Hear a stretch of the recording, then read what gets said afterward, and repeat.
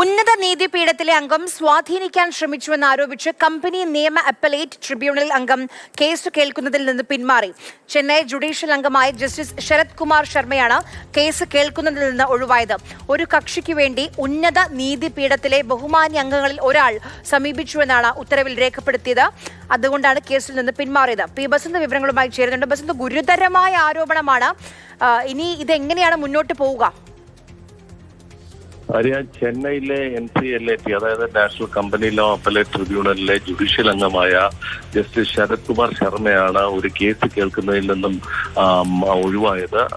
ഉത്തരവിൽ അദ്ദേഹം അത് രേഖപ്പെടുത്തിക്കൊണ്ടാണ് എന്തുകൊണ്ട് താൻ റെക്യൂസ് ചെയ്യുന്നു എന്നുള്ളത് അദ്ദേഹം വ്യക്തമാക്കി. അതിൽ പറഞ്ഞിരിക്കുന്നത് ഉന്നത നീതിപീഠത്തിലെ ഒരു അംഗം തന്നെ ഈ കേസിൽ ഒരു കക്ഷിക്ക് വേണ്ടി സ്വാധീനിക്കാൻ ശ്രമിച്ചു എന്നുള്ളതാണ്, അല്ലെങ്കിൽ അനുകൂലമായി വിധി എഴുതാൻ നിർബന്ധിച്ചു എന്നാണ് ജസ്റ്റിസ് ശരത് കുമാർ ശർമ്മ ഉത്തരവിൽ എഴുതി വെച്ചിരിക്കുന്നത്.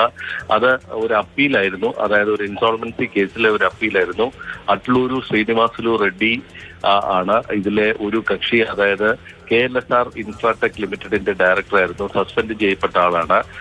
ഈ ശ്രീനിവാസുലു റെഡ്ഡിയും അതോടെ MS മെറ്റ് കോർപ്പറേഷൻ പ്രൈവറ്റ് ലിമിറ്റഡും തമ്മിലുള്ള കേസിലാണ് ഇത്തരത്തിൽ ഒരു സ്വാധീന ശ്രമം ഉണ്ടായത് എന്നാണ് ഇപ്പോൾ മനസ്സിലാക്കുന്നത്. ആ കേസിലാണ് ഇപ്പോൾ വിധി എഴുതിക്കൊണ്ട്, അല്ലെങ്കിൽ ഉത്തരവ് എഴുതിക്കൊണ്ട് ജസ്റ്റിസ് ശരത് കുമാർ ശർമ്മ ഇപ്പോൾ പിൻവലിഞ്ഞിരിക്കുന്നത്.